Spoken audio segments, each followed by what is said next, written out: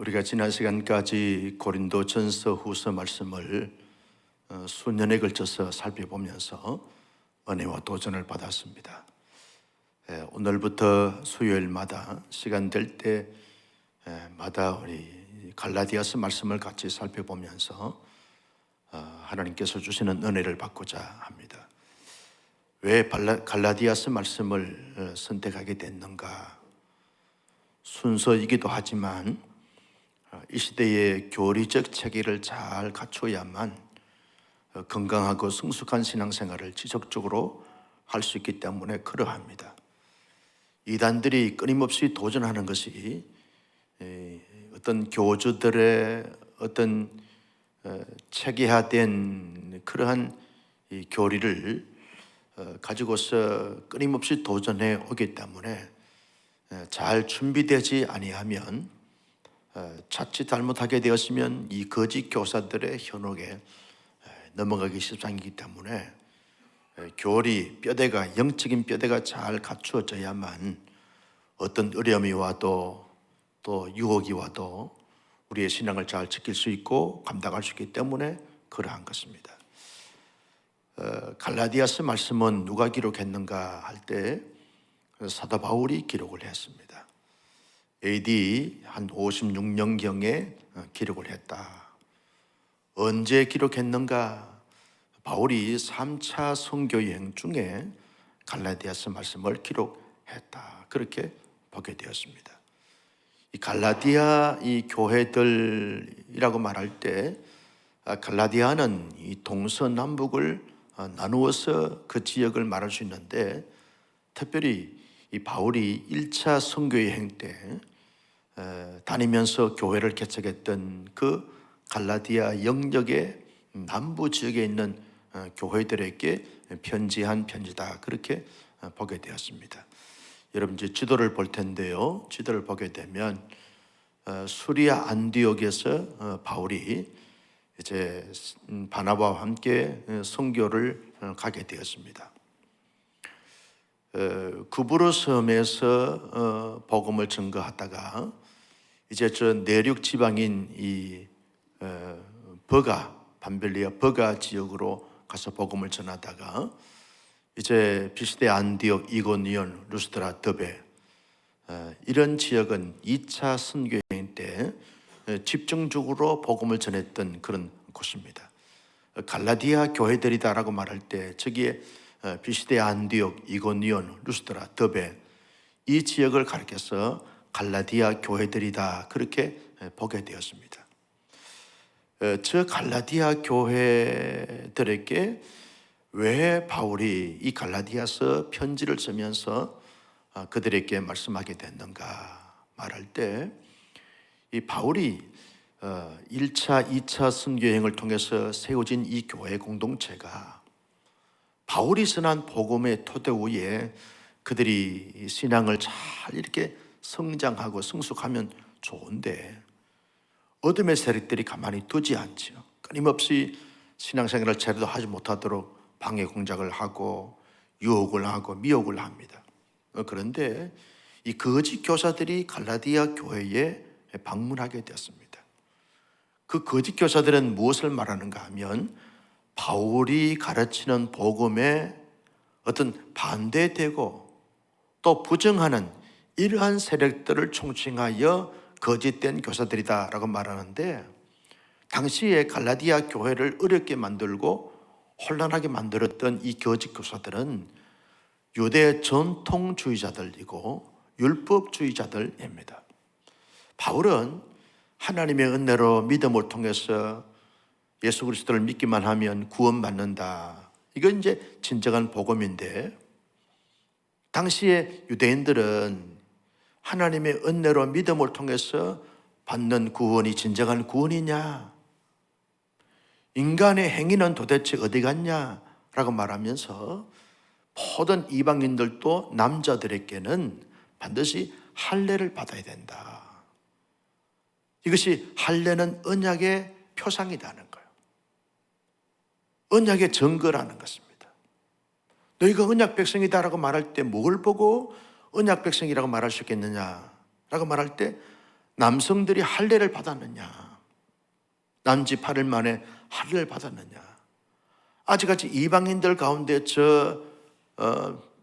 피시디아 안디옥이나 이고니온, 루스드라, 더베 지역에 있는 이 남자들, 이방 남자들이 할례를 받았느냐? 할례도 받지 않으면서 어떻게 언약 백성이라고 말하고 구원받았다고 말할 수 있는가? 이걸 끊임없이 강조하게 되어지는 거죠. 여러분, 거짓말도요, 계속해서 반복해서 하게 되었으면 거짓말이 진짜인가? 진짜 같은데? 그래, 맞아, 진짜지. 그렇게 나오게 되어지는 거죠. 그처럼 할례 받아야 된다라고 말하고 계속해서 만날 때마다 이 거짓 교사들이 남자들은 할례를 받아야 하나님의 언약 백성들이다. 이삭도 할례 받지 않았냐? 구약에 나오는 많은 사람들이 다 할례 받았는데 할례는 하나님이 제정해 주신 언약의 표징으로서 하나의 언약의 상징으로서 어떤 할례를 받는 것인데 너희들은 왜 할례도 받지도 않았는데 할례도 받지 않으면서 어떻게 하나님의 언약 백성이라 말할 수 있는가?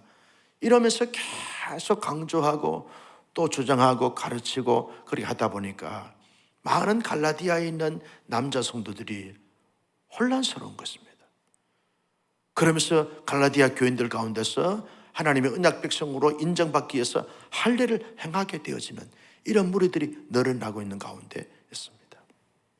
또 하나 유대 전통주의자들과 율법자들은 구원은 하나님의 언약 백성들이 되려고 하면 반드시 이 율법을 지켜야 된다. 제1계명에서 제10계명까지 계명을 지켜야 되고 유대인들이 저 바벨론 포로 생활 속에서 율법을 더 잘 지키기 위해서 만들어 놓았던 613개의 율법의 세부 조항까지 다 지켜야 이게 구원받는 것이고 하나님 언약 백성이 되는 것이다 라고 주장하게 되어지는 것입니다. 여러분, 우리가 인정하거늘 이 땅 가운데 사는 사람 치고 율법을 다 완벽하게 완전하게 지킬 수 있는 사람이 어디 있겠습니까? 율법은요 10가지 가운데 하나라도 어기게 되었으면 다 율법을 범하게 되어지는 거죠. 율법을 지켜서 은혜를 받고 율법을 지켜서 구원을 받고 하나님의 언약 백성이 된다고 하면 이 땅에 사는 사람 치고 아무도 구원받을 수 없고 아무도 하나님의 존귀한 백성들이 될 사람이 아무도 없습니다. 그런데 끊임없이 율법주의자들은 유대인의 전통으로서 모든 백성들이 율법을 잘 지켜야만 구원받고 하나님의 언약 백성들이 될 수 있다. 마치 구원의 조건으로 하나님의 백성이 되는 조건으로서 율법을 강조하는 이런 자들이 유대 전통주의자들, 율법주의자들이 주장하는 가르침이었어요. 이런 자들이 끊임없이 갈라디아 지역으로 건너와서 갈라디아에 있는 교회 성도들에게 끊임없이 계속 강조하고 주장하니까 갈라디아 교회 성도들은 우리는 하나님의 은혜로 믿음으로 말미암아 구원받은 이신칭의를 배웠는데 자기들이 배운 것과 지금 거짓 교사의 가르침과 상반되어지니까 얼마나 영적으로 혼란스러웠는지 몰라요. 세 번째 이 거짓 교사들이 주장하는 것이 뭐냐 하면 사도 바울은 자기가 스스로 사도 바울이라고 말한다. 원래 사도가 되기 위해서는 예수님의 12제자 가운데 한 사람이 사도가 되어지는 것인데 바울은 12제자에 포함도 되지 않았는데 어떻게 사도가 되냐? 사도가 될 수 없다. 사도의 자격이 되지 않지 않는가? 자격도 안 되는 사람이 무슨 사도라고 말하는가? 그러면서 사도 바울의 사도권에 대해서 시비를 걸고 태클을 거는 것입니다. 부정하게 되어지는 것입니다.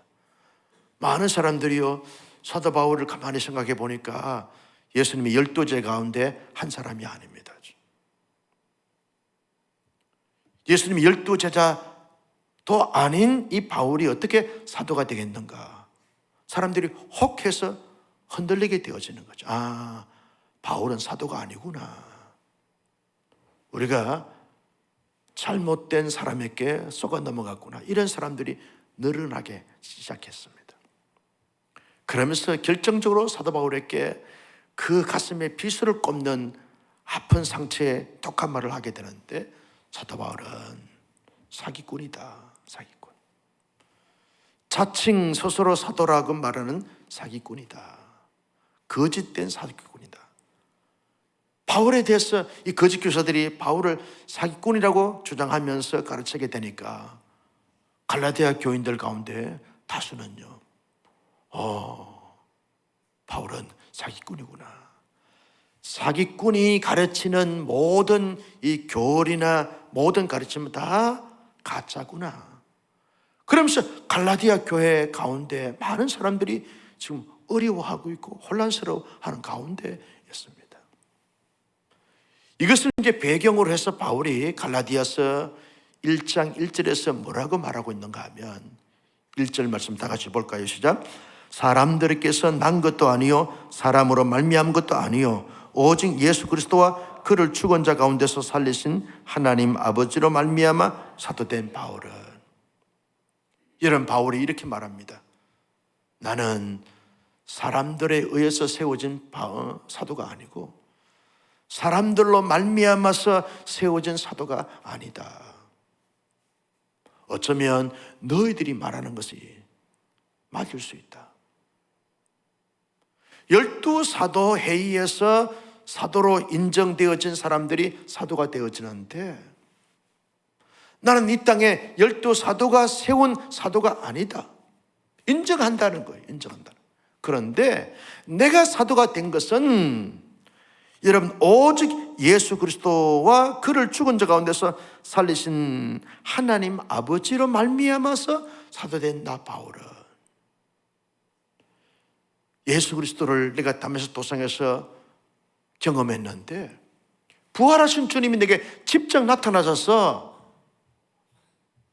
내가 그 예수 그리스도를 성령으로 말미암아 믿음을 통하여 예수의 사람이 됐다.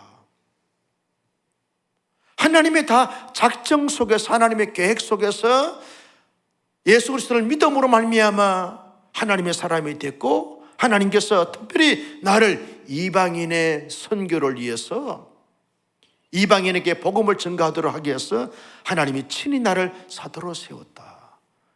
하나님이 나를 사도로 세웠다. 사람이 세운 사도와 하나님이 세운 사도와 어느 사도가 더 영적인 권위가 있고 권세가 있고 확실하냐 라고 하는 것을 반문하면서 예수 그리스도와 하나님 아버지로 말미암아 사도가 된 나 바울은 그렇게 하면서 아주 긍정하게, 당당하게, 자신만만하게, 어엿하게, 큰 소리 치면서 떳떳하게 자기의 사도됨을 자랑하고 소개하고 있는 것을 보게 되었습니다. 여러분, 사람들에 의해서 세워진 자가 진짜입니까? 하나님에 의해서 세워진 자가 진짜입니까? 말씀을 안 하기로 작정하셨어요. 하나님이 세우신 사도가 진짜 사도인 줄로 믿으시면 아멘. 하나님이 세우셨다는 거예요. 나는 적어도 사람들에 의해서 세워진 사도가 아니라 하나님에 의해서 세우신 사도이기 때문에 갈라디아 교회 성도들아, 거짓된 교사들의 가르침에 또 현혹을 이렇게 받아서 넘어감으로 말미암아 너희들이 나를 사도로 인정하든 인정하지 않든 이것은 두 번째 문제고, 하나님이 친히 나를 사도로 세웠다. 내게는 이런 이전 자존감이 있고 이런 당당함이 있고 이런 자신감이 있다. 큰 소리로 지금 1절을 시작하자마자 자기의 사도됨을 대해서 증거하고 있는 것을 보게 되었습니다. 여러분, 하나님의 사람들은요, 사람들에 의해서 좌지우지 될 사람들이 아닙니다. 사람들의 어떤 조소나 비방이나 모함이나 부정적인 어떤 말이나 거기에 휘둘릴 사람들이 아닙니다. 하나님의 사람들은 언제나 사람보다 하나님에 의해서 움직이며 살아가야 될 사람인 줄로 믿으시기를 바랍니다. 이 하나님의 사람이라는 거예요. 우리는 사람의 사람이 아닙니다. 하나님에 의해서 부름받고 하나님에 의해서 되어진 자라고 하면, 하나님이 나를 지지하시고 응원하시면 이 세상에서 혼란스러워 하거나 기죽을 필요가 하등의 이유가 없다는 거예요. 언제나 당당함과 담대함과 의젓함을 가지고 살아가야 한다는 거죠. 하나님에 의해서 사도가 된 바울은 기죽지 않습니다. 흔들리지 않습니다. 당당합니다. 이축되지 않습니다. 눌리지 않습니다. 언제나 담대함으로 하나님에 의해서 사도가 된 나 바울은요, 자기 자신을 볼 때마다 나는 하나님의 위대한 걸작이야. 하나님의 특별하신 뜻이 계시고 비전이 계셔서 하나님에 의해서 사도가 된 나 바울 사도야. 자기 긍정, 자기 자신감, 하나님께로부터 오는 이 떳떳함, 이 담대함이 이 바울 자신에게 넘쳐났던 것을 보게 되었습니다. 여러분, 하나님의 사람들은 적어도 이런 자긍심을 가지고 살아가야 될 줄로 믿는데 우리 모두 그렇게 살아갈 수 있기를 예수님의 이름으로 축복합니다. 이것이 은혜입니다. 이게 하나님의 절대 주권을 인정하는 사람들의 삶의 자세요, 태도요, 모습이라는 거죠. 세상을 살면서 사람들이 내게 대해서 어떤 말을 하든지 거기에 너무 귀를 기울여서 거기에 너무 사로잡히게 되었으면 하나님이 나를 하나님의 사람으로 세우신 것에 대해서 자꾸 갈등하게 되어지는 거죠. 사람들은 다 그런 자들이야. 하나님이 내 안에 계셔. 나를 지지하고 계셔. 나를 붙잡고 계셔. 나를 만들어가고 계셔. 난 하나님 위대한 걸작이야. 이런 긍지와 자부심을 가지고 담대하게 살아가는 우리 모두가 되시기를 주님의 이름으로 축복합니다. 바울은요, 이런 긍지와 자부심을 가지고 어떻게 살아갔습니까? 3절 말씀을 다 같이 볼까요? 시작. 우리 하나님 아버지와 주 예수 그리스도로부터 은혜와 평강이 있기를 원하노라. 여러분, 바울은요, 먼저 자기 자신의 내면에 하나님의 은혜와 평강이 넘쳤습니다. 은혜가 평강이 넘쳤다라고 한 것은 하나님께서 나를 하나님의 사람으로 택하여 주시고 하나님의 거룩한 백성으로 삼아주신 것에 대해서 모든 것이 하나님의 은혜라고 하는 사실을 기억하면서 감사함이 있었다 그 말이죠. 여러분, 하나님의 은혜를 크게 느끼는 사람들은요, 그 마음에서부터 그 입술의 고백에서 감사가 저절로 나오게 되어지는 거죠. 은혜를 느끼지 못하고 은혜를 고백하지 못한 사람들은 감사가 전혀가 없어요. 그런데 하나님의 모든 것이 은혜입니다. 나를 구원해 주신 것이 하나님의 은혜입니다. 내가 지금까지 살고 있는 하나님의 은혜입니다 라고 하는 사실을 깨닫고 인정하는 사람들은 그 입에서, 그 마음에서 감사가 분수처럼 솟아나게 되는 거예요. 끊임없이 계속 청량할 수 없는 은혜, 갚을 수 없는 은혜, 감당할 수 없는 은혜, 다 표현할 수 없는 하나님의 은혜가 너무나 위대하고 놀랍게 여기기 때문에 그 은혜 앞에 감사하게 되어지는 거예요. 바울은 은혜와 평강이 있을지어다라고 말할 때 갈라디아 교회 성도들에게 말하기 전에 자기 자신의 내면에 하나님의 은혜가 너무나 크다는 걸, 하늘보다 높고 바다보다 깊고 우주보다 넓은 하나님의 은혜가 자기의 신명 가운데 가득 차고 넘쳤던 이 바울의 내면 세계가 되어졌어요.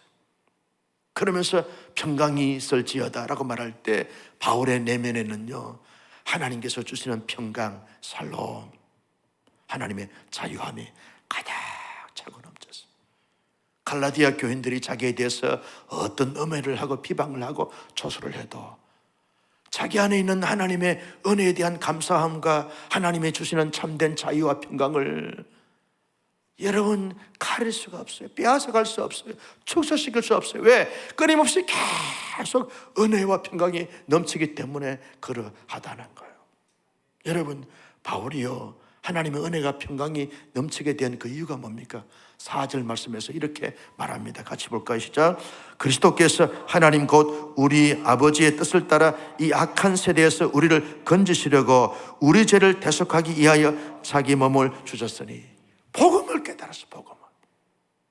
이 악한 세상에서 우리를 건지시려고, 이 악한 세상에 빠져서 죄악된 가운데, 죄악된 수렁에 빠졌던 우리를 하나님이 건져주셔서 하나님의 거룩한 백성으로서 하나님의 존귀한 자녀로 그 반열에 오르기 위해서 자기의 아들 예수님을 대속의 제물로 내어주셔서 십자가에 예수님의 그 고귀한 몸을 피를 다 찢기시고 흘려주심으로 말미암아 우리의 모든 죄가 다 사하여지고 우리의 죄가 다 속량되어져서 우리의 모든 죄값을 다 지불하시고 우리를 그리스도 안에서 참된 의인이라고 하는 칭함을 받게 하신 이거 생각하니까요, 이거 다 표현할 수 없는 은혜이고 그 복음으로 말미암아서 오는 이 자유와 평강을 빼앗아갈 수가 없는 거예요. 사람들이 어떤 세상에 여러 가지 많은 사건과 사연들이 하나님께서 내게 주신 그 복음으로 말미암아서 주어진 솟아나는 이 기쁨과 이 평강을 그 누구도 해칠 수가 없는 거예요. 사람들이 뭐라 그래도, 대적들이 어떻게 나를 공격해도 내 안에 복음으로 말미암아서 솟아나는 이 은혜와 평강을 여러분 아무도 막을 수가 없고 가릴 수가 없는 거예요. 끊임없이 계속 솟아나는 거예요. 솟아나니까요, 자기를 음해하고 자기를 부정하고 자기를 비난하고 비판했던 갈라디아 교회 성도들에게 은혜와 평강이 있을지어다 선포하고 축복하고 복을 비는 것입니다. 여러분, 사람이 상대적 원리에서 너가 내게 이런 말을 해서 내가 너에게 이런 말을 한다, 이게 상대적 원리로 살아가는 삶이잖아요. 여기 삶은, 이런 삶은 해결이 안 됩니다. 다 상처만 받아요. 상처만 받아요. 여러분, 신우하고 며느리하고 이제 갈등 관계에 있다가 명절이 앞두고 말이죠, 신우가 그렇게 말하는 거예요. 왜 언니는 말이야 우리 엄마 아빠한테 잘 못해? 니는 잘하냐? 싸움이 되는 거예요. 여기는요, 신우도 며느리도 다 상처만 받아요. 상대적 원리로 해서는 그 누구도 승리자가 없어요. 그런데 그쪽에서 아무리 내게 비방하고 헐뜯고 모함하고 도전해와도 하나님의 사람들은요, 복음이 내 내면에서 솟아나는 사람들은 그대에게 은혜와 평강이 있을지어다. 누가 큰 사람이에요? 맞상대하는 사람이 큰 사람입니까? 그 사람이 내게 어떤 말을 하고 어떤 행동을 해도 은혜와 평강이 너에게 있을지어다. 여러분, 이게 하나님의 사람들의 삶이고 복음에 의하여 살아가는 사람들의 삶의 모습이라는 거예요. 남편과 아내가요, 갈등이 생겨가지고 큰 문제 가지고는 잘 안 싸우죠. 자그마한 문제 가지고 싸우는 거예요. 그럼 싸우는데 여러분, 내가 옳다, 네가 옳다, 당신이 옳다, 내가 옳다, 그렇게 하면요, 부부가 다 상처만 주고 상처만 받아요. 아내가 막 공격해 올 때 눈을 지그시 감고 그대에게 은혜와 평강이 있을지어다. 이게 남편들의 이 스케일이 돼야 됩니다. 목사님은 그렇게 합니까? 묻지를 마세요. 하려고 노력해요. 여러분, 남편이 아무리 뭐 꼬장을 부리고 막 이렇게 신경질을 낸다 할지라도 아내가요, 해맑은 미소를 지으면서 그대에게 은혜와 평강이 있기를 원합니다. 다 끝나는 거예요. 이게 하나님의 공동체 안에서 경험되어야 될 것입니다. 교회 안에서요, 여러분 갈등할 수 있어요. 왜냐하면 너가 나 될 수 없고 내가 너 될 수 없기 때문에 갈등할 수 있어요. 어떻게 나도 내 마음에 안 드는데 내 마음에 드는 사람이 누가 있겠어요? 온 사람끼리는 좀 달라요. 그렇죠? 김기현 목사님이 저는 화요일 날 와가지고 그렇게 인사하고 갔어요. 목사님, 실제로 담임 목사님 40을 해보니까 온 사람 교회 많은 교회가 없다는 거예요. 어떻게 동의도 안 하시고. 실제로 목회를 해보니까 온 사람 교회 성도들만큼 젠틀한 성도가 없다는 거예요. 그런데 아무리 젠틀해도요, 다 내 마음에 100% 드는 사람이 아무도 없어요. 목사도 성도들에게 마음에 100% 들려고 노력을 해도 100% 들 수가 없어요. 이게 인간의 한계입니다. 사람이 100% 내 마음에 드는 것은 그 사람이 나의 하나님이 되는 거예요. 그래서 하나님이 그렇게 창조하지 않았어요. 아무도 세상에 살면서 100% 내 마음에 충족이 되고 만족이 되고 흡족이 될 만한 그런 사람은 하나님이 창조하지 않았다니까. 그래서 인간관계가 힘들고 불편한데, 그래서 힘들기 때문에 어렵기 때문에 하나님께 나가서 하나님 도와주십시오, 지혜를 주십시오, 넓은 마음을 주십시오, 나의 인격의 성숙함을 주십시오, 하나님을 의뢰하고 하나님 주신 힘과 능력으로 감당할 수 있도록 하나님이 그렇게 하셨다는 거예요. 그런데 가져야 될 하나님의 사람들이 뭐냐 하면, 마음에 안 들어도요, 내가 어떤 말과 행동으로 말미암아 상처가 되고 아픔이 되고 눈물이 된다 할지라도 하나님의 사람들은요, 눈을 지그시 감고 하나님, 그대에게 은혜와 평강이 있을지어다. 이게 바울의 삶이라는 거예요. 제가 이 바울의 입장에서 이 갈라디아서 말씀을 깊이 묵상하고 연구하는데 그 마음이 드는 거예요. 바울이 우리가 똑같은 성령을 가진 사람으로서 갈라디아 교회 성도들이 자기가 개척하고 자기가 복음을 전해서 예수 믿고 세례 베풀었던 성도들에게 의심을 받고 부정적인 평가를 받고 조롱을 받고 멸치를 받을 때, 바울도 우리가 똑같은 성령을 가진 사람으로서 얼마나 그 마음이 많이 압박했어요.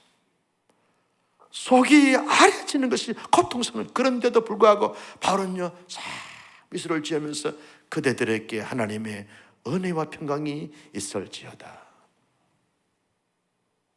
여러분, 가정 안에서, 교회 공동체 안에서, 사회 공동체 안에서 인간관계를 가지면서 그 누구에게든지 간에 하나님의 은혜와 평강을 기원하는, 비는 복을 선포하는 자가 큰 자가 될 것인데, 우리 모두 큰 자가 되기를 주님의 이름으로 축복합니다.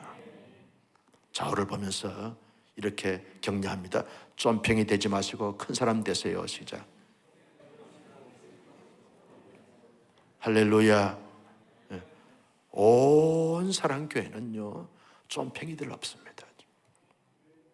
큰 사람이어야 돼. 아멘을 세 사람밖에 안 해. 할렐루야. 우리 모두 복음을 경험한 사람이에요. 전능하시고 만왕의 왕 되신 하나님을 경험한 사람으로서, 복음을 경험한 사람, 예수님의 대속의 은총을 경험한 사람들이에요. 예수님의 부활을 경험한 사람들이에요. 하나님의 영원한 나라를 경험한 사람들이에요. 하나님의 영생을 경험한 사람들이에요. 그래서 세상이 감당할 수 없을 만큼, 세상을 다 품고 또 품을 수 있을 만큼 넉넉한 사람이 되고 큰 사람이 되는 거예요. 내 안에 예수님이 주인으로 계시기 때문에 그런 거예요.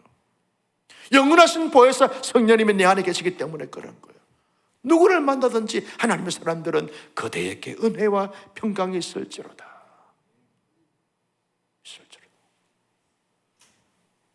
예배 끝나고 나면 고향에 다녀오실 분들이 많으실 거예요. 교통체증으로 진짜 짜증을 나면 앞에서만 싹 얌체같이 끼어드는 그런 차가 있으면 그대에게 은혜와 평강이 있을지로다. 깡깡 눌리고 말이죠, 막 소리 지르고. 오늘 또 이디 앞에 보니까 말이죠, 교통체증 때문에 남자하고 아주머니하고 싸우는데 말이에요, 소리를 지르고 험한 소리까지 나오면서 보니까 너무 마음이 아프더라고. 거기에 남자가, 혹시 여기에 남자, 그 남자가 아닌지 모르겠는데, 여러분, 남자가 말이죠, 이 자세하게 그 아주머니하고 싸우면 되겠어요. 그대에게 은혜가 평강이 있을지로다. 한마디 하면 다 끝난 것인데 뭘 그렇게 따지고 싸우고 그렇게 하는 거예요. 할렐루야. 여러분, 우리 모두 그런 사람들이 되시기를 주님의 이름으로 축복합니다. 세 번째, 이 바울이요, 5절 말씀에서 이렇게 말합니다. 같이 볼까요? 시작. 영광이 그에게 세세토록 있을지어다. 아멘. 뭘 말합니까? 바울은요, 하나님께 삶과 사역의 모든 목적이 하나님께 영광 돌리는 참된 하나님의 사람이고 하나님의 일꾼이라는 거예요. 거짓된 교사들은요, 자기 영광을 위해서 살아가는 자들입니다. 그래서 여러분 보십시오. 우리나라에도 이 교계를 보면 이 이단들 교주들은요, 재벌가 같아요. 얼마나 돈이 많은지 몰라요. 그런데 경건한 목사들은요, 자산이 없어요. 거짓된 교사들은 자기 영광을, 자기 부, 자기 향락, 자기 쾌락, 이걸 누리고 있는 거예요. 여러분 정명석 아방궁 여러분 텔레비에서 보셨죠? 이만희 아방궁 보셨죠?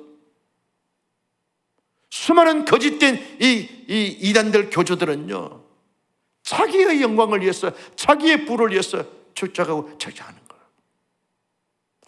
이 당시에 거짓 교사들도 다 자기의 영광을 위해서, 자기의 부를 위해서, 자기의 높아짐을 위해서 혈안되어 있는 사람들입니다. 그런데 바울은 영광이 그에게 세세토록 있을지어다. 이 말은 내가 존재하고 내가 살아가는 삶의 이유는 나의 영광, 나의 아성을 쌓는 것이 아닙니다. 하나님의 영광을 위해서 살아가는 이 삶의 목적이 분명했다는 것입니다. 사랑하는 성도 여러분, 사도 바울이 갈라디아서 말씀을 시작하면서 우리에게 주는 교훈이 뭡니까? 우리에게 주는 진정한 메시지가 뭡니까? 지금의 나의 나 된 것은 다 하나님의 은혜이다. 이걸 깨닫고 이걸 고백하면서 그 은혜 앞에 반응하며 삶을 살라는 거예요. 따라서 합니다. 지금의 나의 나 된 것은 하나님의 은혜입니다. 내가 하나님의 사람이 된 것도 하나님의 은혜이고, 내가 교회 안에 목사가 되고 중직자가 되고 성도가 된 것도 하나님의 은혜이고, 내가 지금 여기에 앉아서 하나님 앞에 예배한다는 것 자체가 하나님의 은혜이고, 이런 가정과 이런 형편과 처지에 이르게 된 것도 하나님의 다 은혜인 줄로 믿습니다. 그 은혜다는 사실을 인정하는 사람들은요, 하나님 앞에 감사할 수 있어요. 자유함을 누릴 수 있어요. 기뻐할 수 있어요. 감당할 수 있어요. 겸손할 수 있어요. 내가 어떻게 살아왔는데, 내가 얼마나 고생했는데, 내가 얼마나 참았는데, 내가 얼마나 수고했는데, 내가 얼마나 견뎠는데, 내가 얼마나 헌신했는데, 자기 자신을 내세우는 순간 은혜가 떨어지는 거예요. 그때부터 문제가 생기게 되어지는 거예요. 모든 것이 하나님의 은혜입니다라고 고백하는 그 순간 우리는 언제나 그리스도의 주권을 인정하면서 감사할 수 있어요. 감사할 수 있어요. 여러분 섬길 수 있어서 감사하고, 만날 수 있어서 감사하고, 축복할 수 있어서 감사한 거예요. 감사한 거예요. 제가 지난 월요일 오후에 서현도 목사님께 명절 앞두고 인사 다녀왔어요. 가면서 찾아뵙고 인사하고 기도받고 돌아오는데 그렇게 감사하더라고요. 어른이 계셔서 이 목사에게 축복기도 해줄 수 있는 이 어른이 계신다는 게 얼마나 감사한지 몰라요. 목사님, 사모님 고맙습니다. 손수 뒷산에 가가지고 주운 밤을 주시면서 나는 줄 것이 밤밖에 없네. 그 밤을 한 몽다리 들고 오면서 그렇게 감사하더라고요. 이 예수 늘 기도해 주는 든든한 어른이 계신다는 게 얼마나 감사한지 몰라요. 이런 부모, 형제가 있는 것이 감사의 조건인 줄로 믿으시기를 바랍니다. 감사할 수 있는 거예요. 하나님이 나의 영원한 아버지가 되시고, 나를 위해서 기도해 주는 기도의 원군들이 계시고, 믿음의 교제를 나눌 수 있는 지체들이 있고, 함께 다락방에서, 팀에서, 교회 여러 부서에서 함께 동력할 수 있는 지체가 있는 것이 얼마나 감사한 거예요. 내가 그를 그되게 한 것이 아니라 하나님이 나를 나되게 한 것이고, 그들을 통해서 나를 나되게 하신 이 하나님의 은혜를 보면 모든 것이 감사한 거. 이 고백을 평생도록 고백하며 살아가는 우리 모두가 되시기를 주님의 이름으로 축복합니다. 두 번째로, 하나님의 사람들은요, 주어진 삶의 모든 영역 속에서 언제나 하나님의 은혜와 평강을 누리며 살라는 거예요. 내 안에 하나님의 은혜를 누리고 하나님의 평강을 누리고 하나님께 주신 자유함을 누리며 삶을 살라는 거예요. 어둠의 세력들은 끊임없이 우리를 눌리며 삶을 살도록 끊임없이 계속 시험을 주고 도전을 줍니다. 자, 눌리게 만드는 거예요. 여러분, 사람들은요, 우리에게 기쁨을 주고 자유함을 주고 행복을 주고 감사를 고백하는 이런 사람보다도 우리를 눌리게 하는 사람이 훨씬 더 많다는 거예요. 이 세상은 경쟁, 무한 경쟁, 이 시대는요, 손살같이 변하고 있는 이 세상은 우리를 끊임없이 눌리게 만드는 거예요. 겨우 하나 이 프로그램을 한번 익혀놓으면 또 새로운 프로그램이 나와버려요. 얼마나 눌리게 만드는지 몰라요.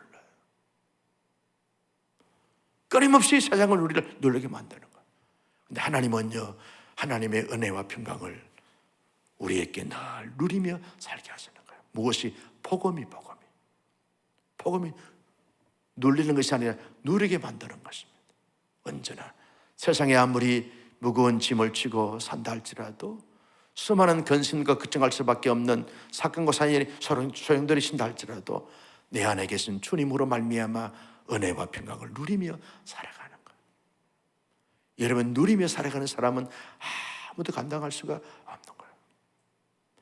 제가 전임 전도사 강도사 시절을 인천 제물포 역전 앞에 있는 교회에서 사역을 했는데, 저희 집에 그 당시 북계동에 있었습니다. 북계동에서 이 제물포 역 앞에 있는 교회까지 가려고 그러면 아침에 한 40-50분 출근길에 겹치게 되어지면 걸리게 되어지는 거예요. 새벽기도 마치고 이제 다 운전해서 성도들 다 내려드리고 집에 가서 겨우 이제 준비해가지고 출근하는데 그 제물포 역전 앞에 보면 이 점집들이 많아요. 점집들. 밤새도록 이 사람들이 점을 치고 난 다음에 그분들이 이제 아침 햇빛이 막 이렇게 올라올 때 보면 햇빛을 쐬기 위해서 방문을 열어놓고 이렇게 있는 거예요. 보면 다 얼굴이 다 맛이 갔어. 다 얼굴이 다 떠버렸다. 수심이 콱.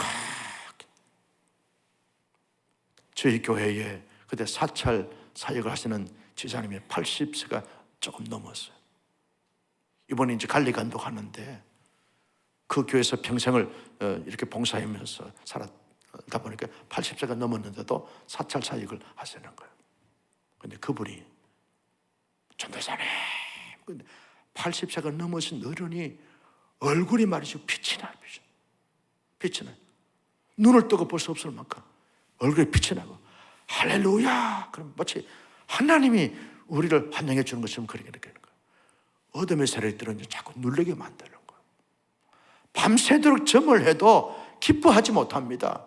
걱정, 근심, 눌림에 악한 영들에 사로잡힌 사람들은 다 수심이 가득하고 어둠이 가득한 거예요. 근데 성령이 충만하고 은혜가 충만한 사람들은요, 언제나 누리며 살아가는 거예요. 80세가 돼도 그 얼굴에 빛이 나면서 은혜가 있다는 거예요. 나는 우리 온사랑 신도님들은 악한 영들이나 세상의 어떤 것들로 인해서 눌리는 삶이 아니라 복음 안에서 참된 은혜와 평강을 누리며 살아가는 우리 모두가 되시기를 주님의 이름으로 축복합니다. 이 추석 명절은 보름달이 뜨잖아요. 여러분의 얼굴이 보름달처럼 되라고 하면 이게 칭찬이 아니라 그러더라고. 그런데 아무튼 그 아름다운 뭔가 신비한 그 느낌을 주는 이 보름달의 그 달빛처럼 우리의 얼굴 속에서 환하게 빛을 비춰서 사람들에게 평온을 주고 자유를 주고 기쁨을 주고 행복을 줄 수 있는 하나님의 사람으로 살아갈 수 있기를 주님의 이름으로 축복합니다. 끊임없이 우리를 눌리게 만드는 것들은 예수의 이름으로 명하노니 나를 눌리게 하는 악한 영들과 세속적인 모든 세력들은 떠나갈지어다. 은혜와 평강을 누리며 살게 하여 주시옵소서. 마지막 세 번째는요, 우리가 먹든지 마시든지 무엇을 하든지 다 하나님의 영광을 위하여 하라고 그랬습니다. 먹든지 마시든지 무엇을 하든지 다 하나님의 영광을 위하여. 여러분, 우리가 먹어도 하나님의 영광을 위하여 술이나 마시고 담배나 피우고 하나님의 영광이 되겠습니까? 되지 않는다는 거예요. 오늘 신방을 갔더니 우리에게 장로님 한 분이 과거에 예수 믿기 전에 15년 동안 담배를 피웠는데 예수 믿고 담배가 말이죠 쫙 한순간 끊어졌더라. 그 다음부터 지금까지 장로님이 담배 피우면 안 되잖아요. 담배를 말이죠 피울 생각도 안 나고 피우는 자리에 가고 싶지도 않고 피해간다는 거예요. 여러분, 술과 담배 우리의 몸을 망가지게 하는 것이고 사람들께 피해를 주는 것입니다. 먹든지 마시든지 말을 해도 사람들에게 기쁨을 주면서 그 기쁨을 주고 위로를 주면서 하나님께 영광 돌리게 해야 되는데 내가 내 입에서 나오는 이 말과 행동이 과연 하나님께 영광이 되겠는가? 이걸 생각하지 않을까? 나의 말과 나의 은행심사가 과연 내게는 기쁨이 된다 할지라도 하나님께 영광이 되겠는가? 나는 나의 기질과 나의 성격과 나의 성질로 그렇게 말하고 행동했는데 과연 그것이 하나님의 영광이 되고 기쁨이 되겠는가? 이걸 생각하지 않은 거예요. 하나님의 영광이 되면 아멘, 하나님의 영광이 되지 않으면 떨쳐버리는 우리 모두의 삶이 돼서 평생토록 주 안에서 하나님의 영광을 위하여 달려가는, 하나님의 영광을 드러내는 멋진 삶을 살아감으로 사도 바울의 삶을 본받는, 사도 바울의 삶을 닮아가는 우리 모두의 삶이 될 수 있기를 예수님의 이름으로 축복합니다.